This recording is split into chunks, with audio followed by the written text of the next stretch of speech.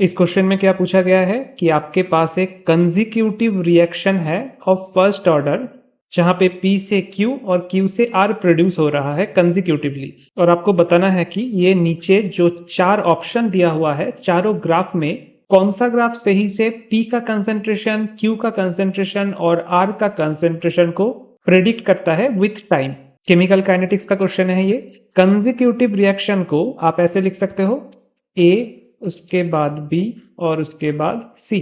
A से B produce होने के लिए एक रेट कांस्टेंट है K1 और B से C के लिए रेट कांस्टेंट है K2। इसके हर एक टर्म के लिए आप अगर डिफरेंशियल रेट इक्वेशन लिखना चाहो तो उसको आप कैसे रिप्रेजेंट करोगे। सपोज A का क्या हो रहा है, कंसेंट्रेशन ऑफ A टाइम के साथ साथ डिक्रीज हो रहा है, तो इसको हम ऐसे लिख सकते हैं माइनस K1 कहां से डिक्रीज हो रहा है, A से डिक्रीज हो रहा है, तो कंसेंट्रेशन ऑफ A।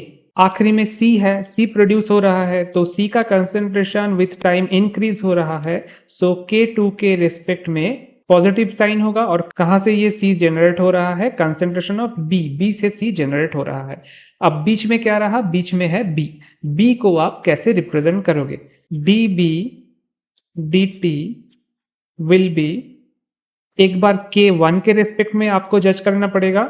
K1 के रेस्पेक्ट में A से B जनरेट हो रहा है, यानी कि B का कंसेंट्रेशन इंक्रीज हो रहा है with time, so positive sign होगा यहाँ पे K1 कंसेंट्रेशन ऑफ A। लेकिन K2 के रेस्पेक्ट में B क्या हो रहा है, डिक्रीज हो रहा है, सो माइनस K2। अब डिक्रीज कहां से हो रहा है, B से डिक्रीज हो रहा है, खुद B ही डिके हो रहा है, सो कंसेंट्रेशन ऑफ B।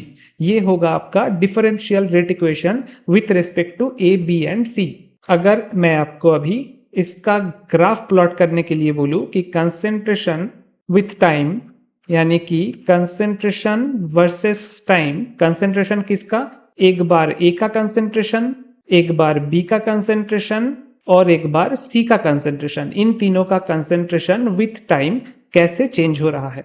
तो इसके लिए आपको 2 केस इमेजिन करना पड़ेगा। क्यों, क्योंकि आप देखो A B में जनरेट हो रहा है और B से C जनरेट हो रहा है। अब हो सकता है कि K2 greater than, very very large than K1, ये है आपका केस 1।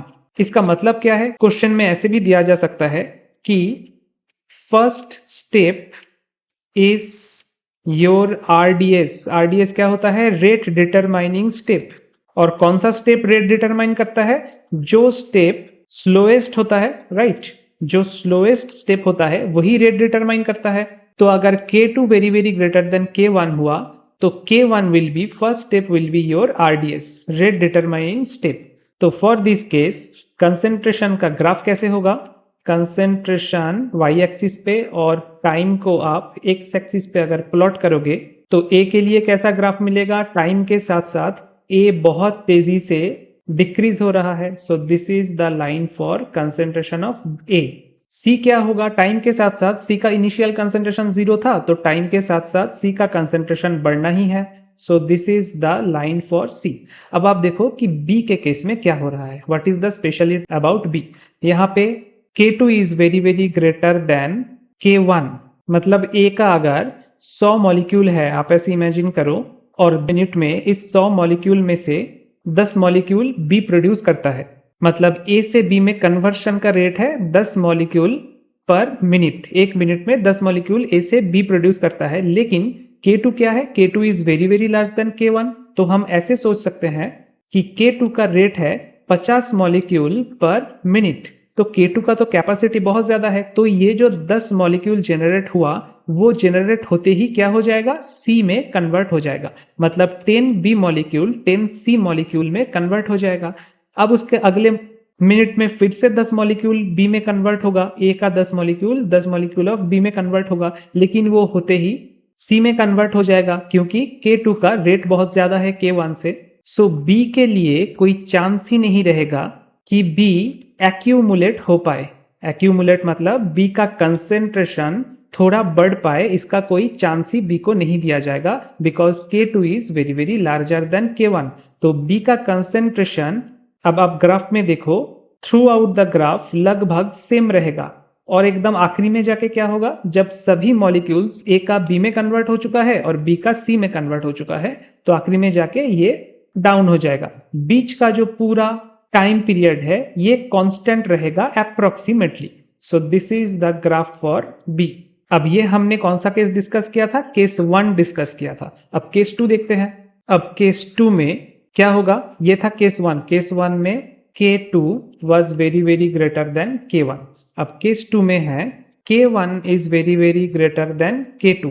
मतलब इसको आपको ऐसे भी दिया जा सकता है कि RDS rate determining step is step 2। Step 2 है आपका रेट डिटरमाइनिंग स्टेप, क्योंकि वो स्लो है। तो यहाँ पे आप इमेजिन करके देखो एग्जैक्टली क्या हो रहा है।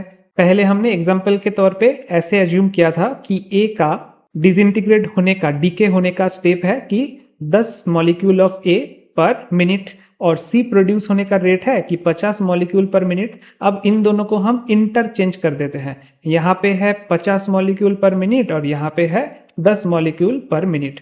तो 50 मॉलिक्यूल ऑफ A जब B में कन्वर्ट होगा तो वो टोटल 50 के 50 मॉलिक्यूल C में कन्वर्ट करने में जितना टाइम लगेगा उतने में दूसरा बैच ऑफ 50 मॉलिक्यूल B में कन्वर्ट हो जाएगा A का। इसका मतलब क्या, इसका मतलब 50 मॉलिक्यूल्स पर मिनट करते करते B का कंसेंट्रेशन क्या होगा, बढ़ता जाएगा, लेकिन उतना तेजी से C इधर जनरेट नहीं हो पाएगा। तो इसका ग्राफ कैसा होगा, फर्स्ट केस में B एक्यूमुलेट ही नहीं हो पा रहा था और इधर क्या होगा, B एक्यूमुलेट होने का चांसेस मिलेगा, बल्कि B ज्यादा एक्यूमुलेट होगा एक टाइम पे A से भी ज्यादा। A यहाँ पे बहुत तेजी से नीचे जाएगा एक्सपोनेंशियली। C क्या होगा, C तो 0 था, यहाँ पे भी 0 ही रहेगा, तो धीरे धीरे बढ़ता जाएगा C। So this is for C and this is for A। B के केस में क्या है, B एक्यूमुलेट होगा कुछ टाइम तक, ये बहुत ज्यादा एक्यूमुलेट होगा, उसके बाद इसका ग्राफ नीचे आएगा। क्यों, क्योंकि A का जितना भी मॉलिक्यूल था वो सब B में कन्वर्ट हो जाएगा आफ्टर वन टाइम। उसके बाद सिर्फ रिएक्शन मीडियम में B रहेगा और C रहेगा, मतलब B से C कन्वर्ट होता रहेगा आखिरी के कुछ टाइम में। सो this is the curve for concentration of B। तो ये होगा केस 2 का कर्व। अब आप बताइए, आपके क्वेश्चन में जो 4 ऑप्शन प्रोवाइडेड है उन चारों ऑप्शन में आप दोनों ही कर्व को देखोगे। आप ये वाला ग्राफ को भी देखोगे और ये वाला ग्राफ को भी देखोगे, तो कौन सा सही होगा। आप क्वेश्चन को बहुत अच्छे से और एक बार रीड करो। यहाँ पे एक लाइन देखो लिखा हुआ है कि under steady state approximation to Q। Q मतलब यहाँ पे PQR लिया गया है, तो हमारे एग्जाम्पल में ABC का जो B है that is equivalent to Q। तो B के ऊपर यहाँ पे क्या लगाया गया है, SSA, यानी कि steady state approximation. What is steady state approximation, जब हम कोई ऐसा रिएक्शन परफॉर्म करते हैं जो मल्टी स्टेप रिएक्शन है, तो वहां पे बहुत सारे इंटरमीडिएट स्पीसीज रहता है। सो A से अगर फाइनल प्रोडक्ट हमें मिलता है P, तो बीच में X, Y, Z ये जितने भी प्रोडक्ट मिलेगा वो होगा इंटरमीडिएट प्रोडक्ट। इंटरमीडिएट प्रोडक्ट के लिए अप्रोक्सीमेट एजम्पशन हम क्या कर सकते हैं, 2 एजम्पशन है इसके लिए। एक एजम्पशन है कि इनका concentration will be very low, इनका concentration will be very low throughout the whole time period of the reaction, throughout the time of the whole reaction. और दूसरा अप्रोक्सीमेशन ये हम करते हैं कि इसका जो कंसेंट्रेशन है, जो लिटिल कंसेंट्रेशन, वही छोटा सा कंसेंट्रेशन कांस्टेंट भी रहेगा।